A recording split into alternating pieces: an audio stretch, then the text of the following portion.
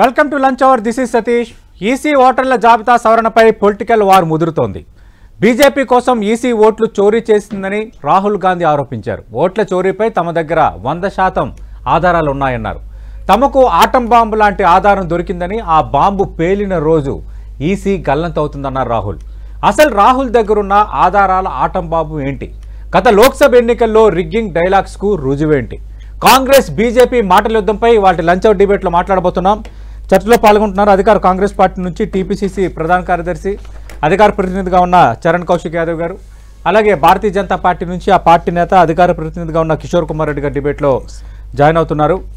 చరణ్ కౌశిక్ గారు, ఏంటి అసలు ఆటం బాంబు పేలుస్తామంటున్నారు, ఏం బాంబు పేల్చబోతున్నారు అన్నది ఇప్పుడు అందరిలో ఉత్కంఠ రేగుతోంది. అసలు ఆయన ఏమన్నారు? మీ పార్టీ నేత, ప్రతిపక్ష నేత రాహుల్ గాంధీ ఏమన్నారు ఒకసారి విందాం. इलेक्शन कमीशन वोट चोरी में इन्वॉल्व है और मैं लाइटली नहीं बोल रहा हूं, मैं 100% प्रूफ के साथ बोल रहा हूं, ठीक है। और आप सबको पता लग जाएगा जैसे ही हमने ये रिलीज किया, पूरे देश को पता लग जाएगा कि इलेक्शन कमीशन वोटर चोरी करा रहा है। किसके लिए करा रहा है? किसके लिए करा रहा है? बीजेपी के लिए करा रहा है।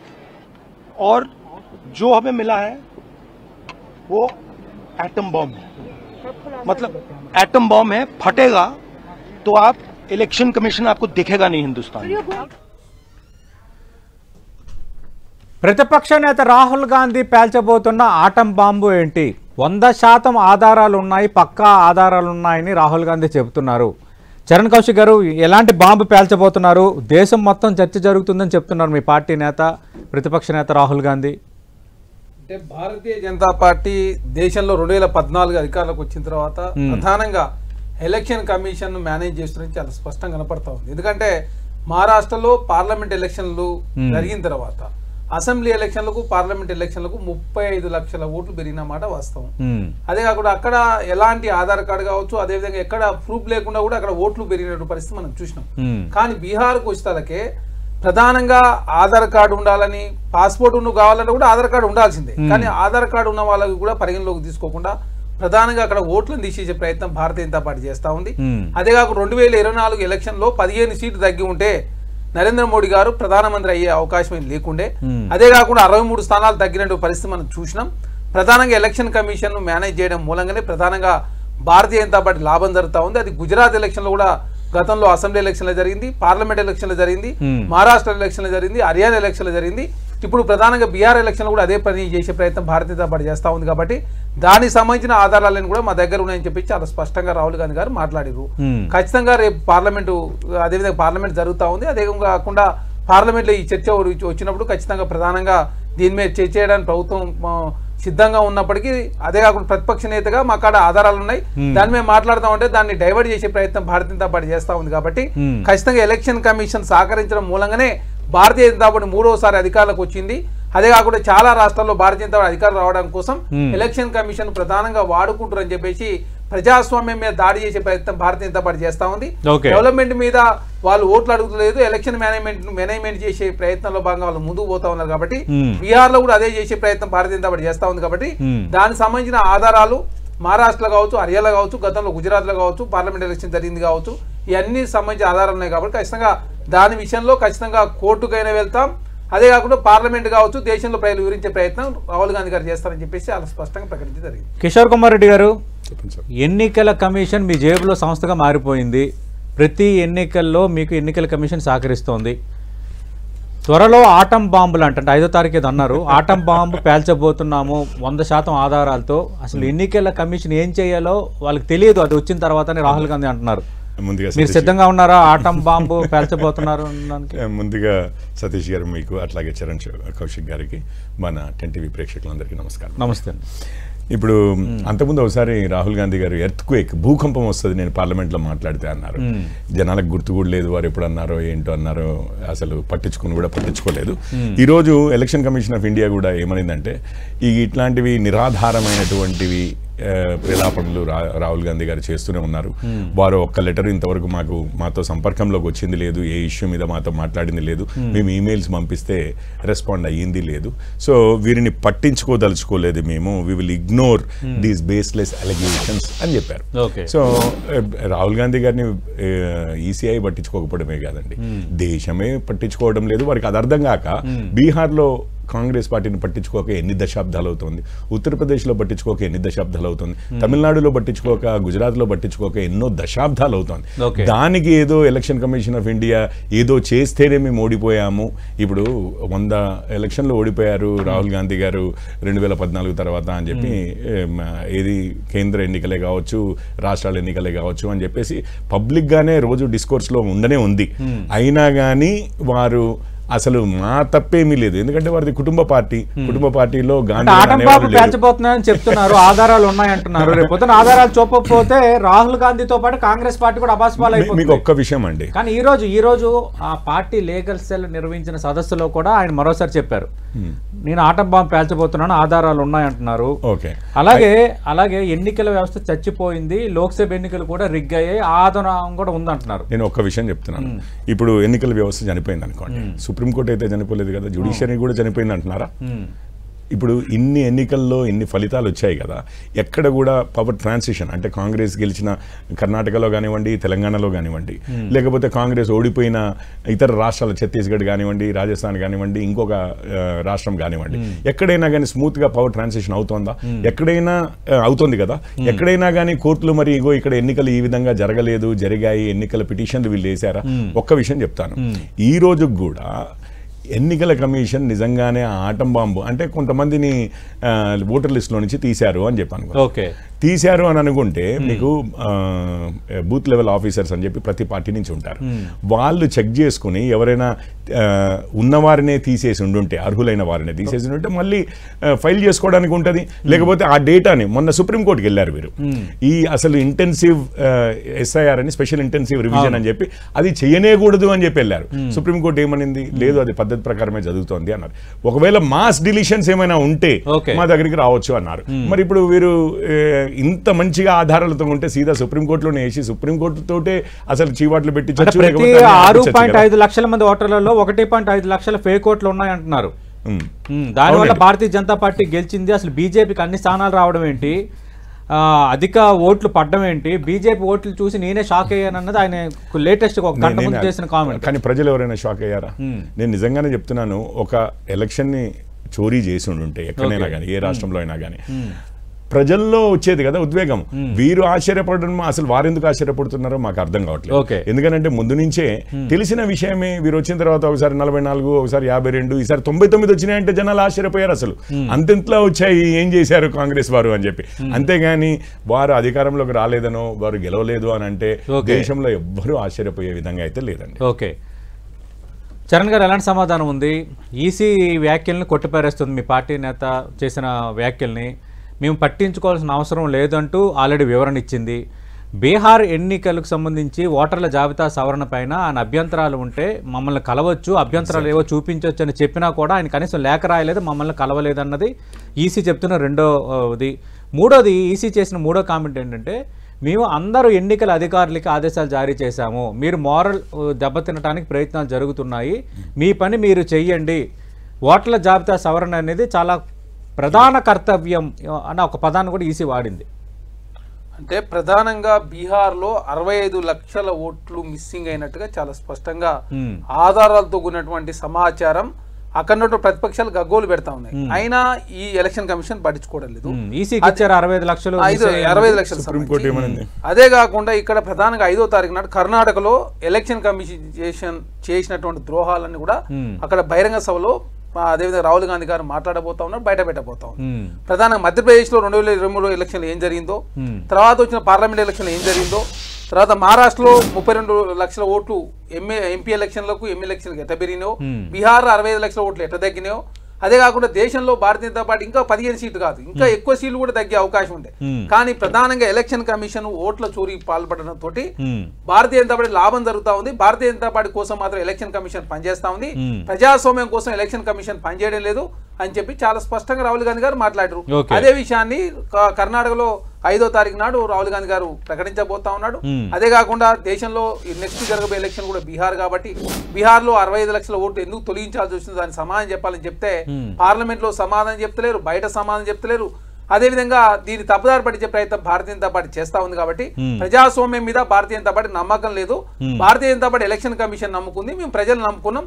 చాలా స్పష్టంగా ప్రజాస్వామ్యంలో మూడోసారి అసలు గెలిచే అవకాశం లేకున్నా కూడా ఎలక్షన్ కమిషన్ మూలంగా మాత్రమే నరేంద్ర మోడీ గారు మూడోసారి గెలిచిందనేది చాలా స్పష్టంగా కనపడతా ఉంది. కాబట్టి భారతీయ జనతా పార్టీ ఎంతసేపు అదేవిధంగా వ్యవస్థలు నమ్ముకుని ఈడీ కావచ్చు, ఇన్కమ్ ట్యాక్స్ కావచ్చు, సిబిఐ కావచ్చు, ఎలక్షన్ కమిషన్ ప్రధానంగా నమ్ముకొని దేశంలో అధికారులకు వస్తా ఉన్నారు. కాబట్టి దాని విషయంలో ప్రజలు వాస్తవ విషయాలు వివరించే ప్రయత్నంలో భాగంగా రాహుల్ గాంధీ గారు ఈ రోజు జరిగినటువంటి కాంగ్రెస్ పార్టీ ఇలీగల్ సెల్ సదస్సులో చాలా స్పష్టంగా ప్రకటించిండు. కర్ణాటక వేదికగా ఖచ్చితంగా దేశంలో ఏం జరుగుతా ఉంది అంటే ఆటం బాంబ్ అంటే ఏం ఉండొచ్చు అని నేను అడుగుతున్నది. అంటే ఆల్రెడీ ఉన్న ఓటర్లని తొలగించారన్న కారణాలు చూపుతారా, లేదంటే ఆల్రెడీ ఒక నియోజకవర్గంలో ఉన్న ఓట్ల కంటే ఎక్కువ ఓట్లు పోలయ్యాయనో, ఒక బూత్లో ఉండాల్సిన ఓట్ల కంటే ఎక్కువ ఓట్లు పోలయ్యాయని చూపుతారా? ఎందుకంటే మీరు చేసిన వైఖ చాలా కీలకమైందే. సరే, భారతీయ జనతా పార్టీ రాజకీయంగా విమర్శలు చేసినా ఒక ప్రతిపక్ష నేతగా రాహుల్ గాంధీ ఓట్ల చోరీ అంటూ మాట్లాడింది ఖచ్చితంగా అండర్లైన్డే. అట్ ది సేమ్ టైం మీరు దాన్ని రేపొద్దున్న దేశ ప్రజలకు సమాధానం చూపించగలగాలి. ఆటం బాంబ్ అంటే ఇది, ఎస్ కరెక్టే, ఈసీ కరెక్ట్గా పట్టించుకోవట్లేదు, ఎస్ ఈసీ దొంగ ఓట్లని తీయడం లేదు, లేదంటే ఈసీ దొంగ ఓట్లను చేర్చింది, లేదంటే అధిక ఓట్లు పోలైన ఓట్ల కంటే అధిక ఓట్లు ఇక్కడ కనిపించాయి అని అట్లా. అంటే మహారాష్ట్రలో ప్రధానంగా చాలా బూతులలో పోలైన ఓట్ల కన్నా లెక్కల్లో వచ్చిన ఓట్లు ఎక్కువగా ఉన్నాయి. దాని విషయంలో ఎలక్షన్ కమిషన్ కు కంప్లైంట్ పెడితే పట్టించుకున్న పరిస్థితులు లేరు. అదే కాకుండా మహారాష్ట్రలో 35 లక్షల ఓట్లు పెరిగినాయి. అదే కాకుండా ఇప్పుడు బీహార్లో 65 లక్షల ఓట్లు, దాదాపు చాలా ఓట్లు తగ్గినాయి. అదే కాకుండా ఎందుకు తగ్గినాయో దానికి సంబంధించిన అంటే మీరు తీసేసిన ఓటర్లు వాళ్ళకి అన్ని రకాల ఆధారాలు ఉన్నప్పుడు కూడా ఎందుకు తీసేస్తారని చెప్పేసి అదేవిధంగా దానికి సంబంధించిన ప్రూఫ్స్ పెట్టినా కూడా అక్కడ రాష్ట్ర ఎలక్షన్ కమిషన్ కావచ్చు, కేంద్ర ఎలక్షన్ కమిషన్ పట్టించుకోలేదు. కాబట్టి అదే కాకుండా కర్ణాటక జరిగిన ఇష్యూ కావచ్చు, మధ్యప్రదేశ్ ఇష్యూ కావచ్చు, హర్యానాలో జరిగిన ఇష్యూ కావచ్చు, దేశవ్యాప్తంగా భారతీయ జనతా పార్టీ ఏ విధంగా ఎలక్షన్ కమిషన్ మేనేజ్ చేస్తా ఉంది, ఏ విధంగా ఎలక్షన్ కమిషన్ మేనేజ్ చేయడంతో ప్రధానంగా ఏ విధంగా అధికారులకు వస్తూ ఉన్నారు, దాంతోపాటు ప్రధానంగా అదేవిధంగా సిస్టంలో ఉన్నటువంటి సిబిఐ కావచ్చు, ఇన్కమ్ ట్యాక్స్, ఈడీ కావచ్చు, ఈ వ్యవస్థలన్నీ కూడా భారతీయ జనతా పార్టీ దుర్వినియోగం చేస్తూ ఉంది. ప్రజాస్వామ్యాన్ని అపహాస్యం చేసే ప్రయత్నం భారతీయ జనతా పార్టీ చేస్తూ ఉంది. కాబట్టి ప్రజాస్వామ్యంలో ఉన్నటువంటి వ్యవస్థలో ఉన్న లోపాలను ఉపయోగించుకొని మాత్రమే భారతీయ జనతా పార్టీ అధికారులకు వస్తూ ఉంది.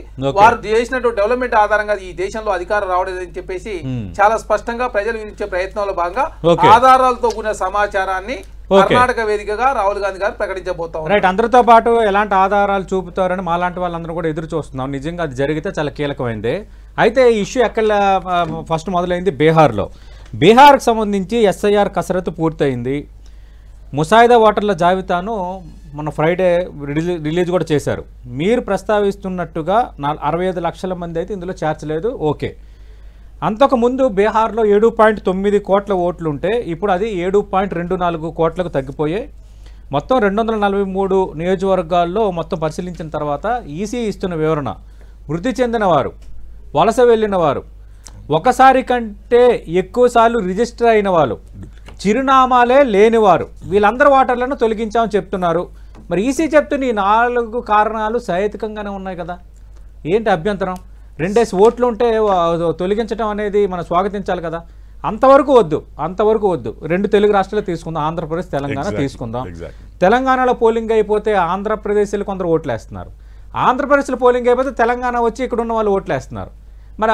మరి ఆ డూప్లికేషన్ని మనం ఎక్కడ మరి సవరణ చేయకుండా క్షుణ్ణంగా పరిశీలించకుండా ఎక్కడ మనం దానికి బ్రేక్ వేయగలుగుతాం? అంటే ఇప్పుడు బ్రేక్ వేయడానికి రకరకాల మార్గాలు ఉన్నాయి. ఇది ఆధార్ లింక్ పెట్టండి, మేము వద్దన్నమా. చట్టం ప్రత్యేక అదే ఉన్నటువంటి చట్టాలన్నీ కూడా మీరు నిర్వీర్యం చేసే ప్రయత్నమే కదా. రైట్ టు ఎడ్యుకేషన్ యాక్ట్ ఉంది, right to information act. Right to information act Narendra Modi గారు ప్రధానమంత్రి సవరణలో భాగంగా చేస్తున్న ఇవే కదా. ఏమంటా ఉన్నాం, సవరణలు చేయండి.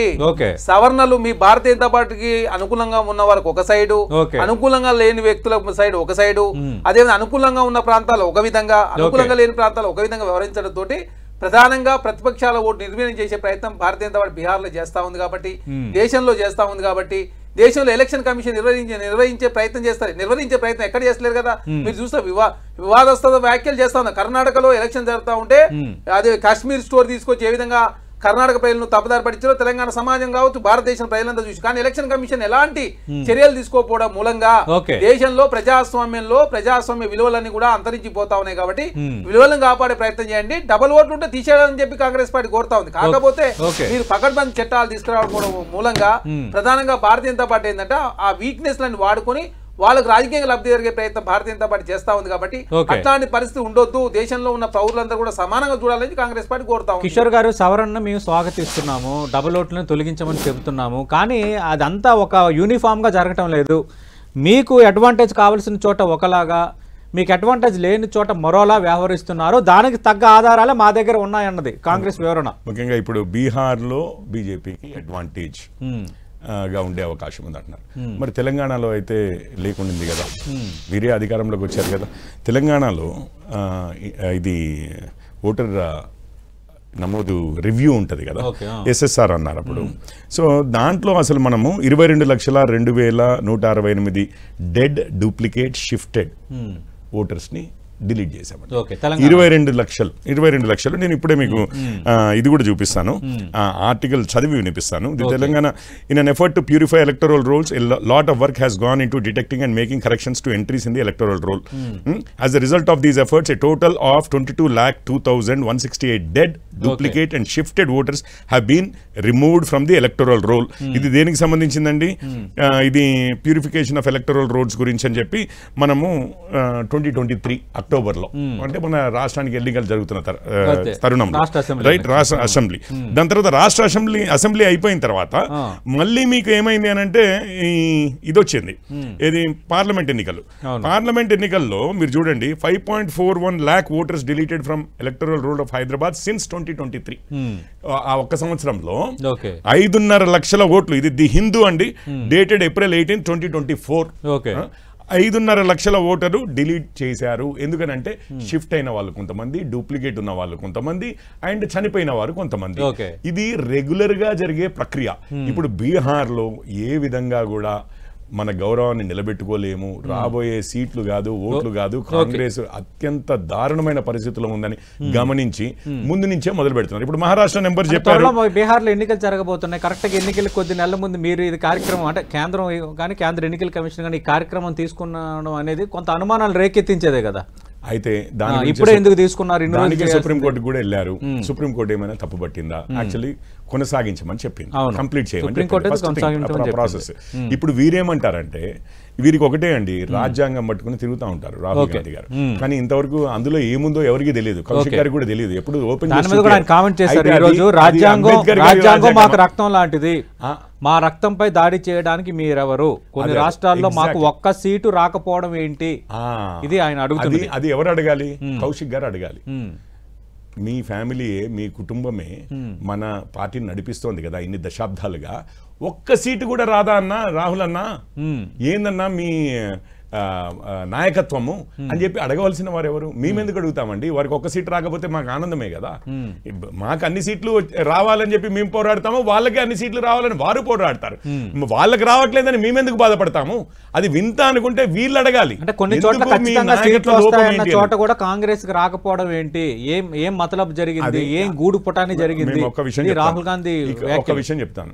ఇప్పుడు మీరు మనం పబ్లిక్ లో కూడా చాలా మంది ఇక్కడ టీవీలలో కూడా మాట్లాడుకునేది, 2023 ఎన్నికల ముందు బీజేపీ సడన్ వేవ్ లాగా ఉండింది, అంటే కొంచెం ఊపులో ఉండింది. దాని తర్వాత సడన్ గా పడిపోయింది. ఎలక్షన్లలో చూస్తే 8 వచ్చాయి. మేమేమన్నా అన్నామా?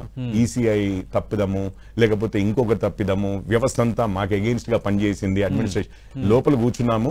అసలు ఎక్కడ దెబ్బతిన్నాము, నెక్స్ట్ టైం ఏ విధంగా సరిదిద్దుకుంటాము, ఆ తర్వాత ముందుకెట్లా వెళ్తాం. ఎన్నడన్నా రాహుల్ గాంధీ గారు పోయినసారి 2014లో అనుకుంటా అండి ఓడిపోయిన దాని గురించి ఏకే ఆంటోనీ గారిని ఒక రిపోర్ట్ రాయమన్నారు. వారు రాసిన దాంట్లో ఏకే ఆంటోనీ గారు తాను స్వతహాగా మైనారిటీ అయినా కానీ ఒకటే మాట చెప్పారు, దేశం మొత్తము కాంగ్రెస్ ముస్లిం పార్టీగా చూస్తున్నారు, హిందూ వ్యతిరేక పార్టీగా చూస్తున్నారు అని చెప్పారు. ఈ రోజు కూడా కౌశిక్ గారి దగ్గర కూడా రిపోర్ట్ ఉండదు, ఏదో కొన్ని లీక్డ్ అయిన స్టేట్మెంట్స్ ని బట్టి చెప్పాం. అంటే నేను అనేది ఏంటంటే నాయకత్వ లోపాన్ని తీసుకుని వాళ్ళు అర్థం చేసుకోకపోతే అది కాంగ్రెస్ వారి పరిస్థితి అండి. మనం ఏం చేస్తాం? కౌశిక్ గారు, మీ పార్టీ అధినేత ప్రతిపక్ష నేత రాహుల్ గాంధీలో ఉన్న నాయకత్వ లోపాన్ని వ్యవస్థలపై లోపంగా చిత్రీకరిస్తున్నారు, ఇది కరెక్టేనా? కాంగ్రెస్ పార్టీకి ఓట్లు రాకపోవడానికి మేము కారణమా? మమ్మల్ని గెలిపించాలనుకున్నారు, గెలిపించారు, మాకు కూడా మన సీట్లు తగ్గాయి కదని నిన్న కూడా పాత్రో భారతీయ జనతా పార్టీ జాతీయ అధికార ప్రతినిధి ఆయన కూడా ఒక కామెంట్ చేశారు. మాకు కొన్ని చోట్ల మేము ఎక్స్పెక్ట్ చేసిన సీట్లు మాకు రాలేదు, మేము సాధారణ మెజార్టీ కూడా మేము రీచ్ కాలేకపోయాము అంటే మరి మేము మదన పడొద్దా అంటే మాకు అక్కడ రాలేదంటే అక్కడ కాంగ్రెస్ గూడుపుటాన్ని చేసిందంటాం అని అంటున్నారు.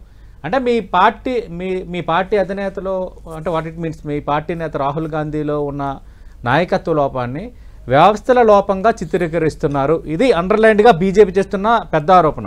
ఇప్పుడు ప్రధానంగా భారతీయ జనతా పార్టీ ఏంటంటే పోటీలో నెగ్గలేక కొత్త విషయాలు తీసుకొచ్చి మీరు ఎవరు ప్రజాస్వామ్యబద్ధంగా గెలవండి, మాకు అభ్యంతరం లేదు. మీరు ప్రజాస్వామ్యయుతంగా ప్రజాస్వామ్యబద్ధంగా ఉండకుండా వ్యవస్థల్ని మేనేజ్ చేస్తూ ఏకంగా ఎలక్షన్ కమిషన్ మీకు గుప్పిట్లో పెట్టుకొని ఎలక్షన్ కమిషన్ నుంచి ఎన్ని రిఫార్మ్స్ తీసుకొచ్చారో దేశ ప్రజలు చూసి కదా. కొత్త చట్టాలు ఏ విధంగా తీసుకొస్తా ఉన్నారు, కొత్తగా ఏ విధంగా మీరు మార్పులు చేస్తాం. కాంగ్రెస్ ఓడిపోతే ప్రజాస్వామ్యం గుర్తొస్తుంది. ఓడిపోతే కాదు, మేము గెలిచినా ఓడినా ప్రజాస్వామ్యం బతుకున్నారని చెప్పి బీజేపీ ఆరోపణ మీకు అడుగుతున్నారు. పంజరంలో చిలుక అని చెప్పి సుప్రీంకోర్టు కదా వచ్చిన తర్వాత సిబిఐ ఈడీ జేబు సంస్థలుగా మారినాయి. అవన్నీ కూడా భారతీయ జనతా పార్టీ సహకరిస్తా ఉన్నాయి. ఈడీ సిబిఐ కేసులు అయిన వాళ్ళంతా కూడా భారతీయ జనతా పార్టీలో పోతారు. ఒక side ED CBI income tax వాడుతూ ఇంకో సైడ్ ఎలక్షన్ కమిషన్ మేనేజ్ చేసే ప్రయత్నం భారతీయ జనతా పార్టీ చేస్తా ఉంది. దేశంలో వ్యవస్థలన్నీ కూడా నిర్వీర్యం చేసే ప్రయత్నం భారతీయ జనతా పార్టీ చేస్తుందని చెప్పి ఫస్ట్ నుంచి దేశ ప్రజలు అనుకుంటారు. కాంగ్రెస్ పార్టీ మాట్లాడుతూ ఉంది మీరు వ్యవస్థలు మేనేజ్ చేయకుండా ఎలక్షన్లు పెడతా ఉంది. ఇప్పుడు మహారాష్ట్ర ఉంది, కోటి ఓట్లు, ఒక ఓటు కాదు 2 కోటి ఓట్లు పెరుగుడు. ఇక్కడికి వస్తే 63 లక్షల ఓట్లు తగ్గుడు బీహార్ లో. అదే కాకుండా మేము 6 నెలల నుంచి కాంగ్రెస్ పార్టీ సంబంధించి శ్రేణులు కావచ్చు ప్రతిపక్షాలన్నీ కూడా అదేవిధంగా బీహార్ లో స్టడీ చేస్తా ఉంటే ఎలక్షన్ కమిషన్ చేసిన తప్పులను కూడా బయటపడతా ఉన్నాయి. కాబట్టి అవన్నీ కూడా దేశ ప్రజలు వివరిస్తాం, ఆడంబాం పేరుస్తామని చెప్పి రాహుల్ గాంధీ గారు మాట్లాడారు. అధికారులు ఎవరైనా ఉంటే రిటైర్ అయినా కూడా వదిలిపెట్టే ప్రసక్తి లేదు. ప్రజాస్వామ్యం కూలి చేసే ప్రయత్నం భారతీయ జనతా పార్టీ చేస్తా ఉంది. గెలిపే లక్ష్యంగా దేశంలో ఉన్నటువంటి పౌరుల యొక్క ఓటు హక్కు తొలగించే ప్రయత్నం భారతీయ జనతా పార్టీ చేస్తా ఉంది. కాబట్టి వ్యవస్థలో ఇట్లాంటి దుర్మార్గాలకు పాల్పడొద్దని కాంగ్రెస్ పార్టీ కోరుతా. ఆంధ్రప్రదేశ్ లో కూడా వైఎస్ఆర్ కాంగ్రెస్ పార్టీ ఓటమి తర్వాత ఇదే చెప్పింది. ఓట్లు రిగ్గింగ్ జరిగాయి, అధిక ఓట్లు నమోదయ్యాయి, దొంగ ఓట్ల తొలగింపు భారీ ఎత్తున జరిగిందని. మరి మీరు ఇప్పుడు ఈ వ్యాఖ్యలు చేస్తున్నారు కాబట్టి మీ మాటలకు వాళ్ళు సపోర్ట్ చేస్తారా లేదా అన్నది అక్కడ ఆసక్తికరం. మరి ఎలాంటి సమాధానం ఉంది? ఖచ్చితంగా ఆటం బాంబు అయితే పేలిపోతుంది అంటున్నారు. నిజంగా కనుక ఆ తరహా ఆధారాలు చూపగలిగితే మరి భారతీయ జనతా పార్టీ అడ్మిట్ అవుతుందా? ఈసీ పైన దర్యాప్తు లాంటి వాటికి సిద్ధమవుతుందా? మీకు ఒక్క విషయం అండి, అసలు రాహుల్ గాంధీ గారు ఏం మాట్లాడతారో వారికే తెలియని విషయం. సో అవి వారు బయటికి రానివ్వండి. ఒకసారి భూకంపం అన్నారు, ఈ రోజు ఆటం బాంబు. అది వేరు, అంటే నేను మాట్లాడితే భూకంపం వస్తుందని వేరు, ఇది ఆధారంతో కూడిన ఆటం బాంబు అంటున్నారు. ఆ ఆధారాన్ని పరిశీలించిన తర్వాత మాట్లాడదాము. ఒక్క విషయం, ఇప్పుడు ఆధార్తో లింక్ చేయమని చెప్పి మన కాంగ్రెస్ ప్రతినిధి చెప్పారు. సుర్జేవాలా గారే కదండి కాంగ్రెస్ నాయకుడే సుప్రీంకోర్టుకు పోయి ఇది అన్కాన్స్టిట్యూషనల్, ఆధార్ని మన ఓటర్ ఐడిని లింక్ చేయడం అనేది అన్కాన్స్టిట్యూషనల్, దీన్ని కొట్టిపారేయాలి, ఇది రాజ్యాంగానికి విరుద్ధం అని చెప్పి వాళ్ళే సుప్రీంకోర్టుకు పోయి పిటిషన్ వేశారు. ఈ రోజేమో అదే ఆధార్ని యాక్సెప్ట్ చేయాలంటున్నారు. ఒకటి. రెండోది, రాజ్యాంగం అని మీరు అంటున్నారు కదా, అంటే రాజ్యాంగ వ్యవస్థలు ఉంటాయి, ఏ ఒక్కరి చేతుల్లోనో అధికారం ఉండకపోవడం, అంటే ఎలక్షన్ కమిషన్ లాంటివి ఉంటాయి, జ్యుడిషియరీ లాంటివి ఉంటాయి, ఇవన్నీ ఉంటాయి. వీరు అంబేద్కర్ గారి రాజ్యాంగం అయితే అట్లా ఉంటుంది, ఇందిరాగాంధీ గారి రాజ్యాంగం అయితే ఈ వ్యవస్థలన్నీ కుప్పగూలిపోయి కేవలం గాంధీ కుటుంబం, నెహ్రూ కుటుంబం ఆధీనంలోనే ఉంటాయి. మరి ఆ రాజ్యాంగం అంటున్నారేమో రాహుల్ గాంధీ గారు. ఇప్పుడు వినట్లేదు, ఎందుకంటే ఇప్పుడు చీఫ్ ఎలక్షన్ కమిషనర్ ని వీరు ఒక్కరిని అపాయింట్ చేసేవారు, వీరే అపాయింట్ చేసేవారు. ఈ రోజు లీడర్ ఆఫ్ ది ఆపోజిషన్ కూడా ప్యానెల్ లో ఉన్నారండి చీఫ్ ఎలక్షన్ కమిషనర్ ని. అది మేము అధికారంలోకి వచ్చిన తర్వాత ఇచ్చిన ఇది వారి అపాయింట్మెంట్ లో కూడా కాంగ్రెస్ వారు ఈ రోజు అయితే రాహుల్ గాంధీ గారికి స్థానం ఉంది.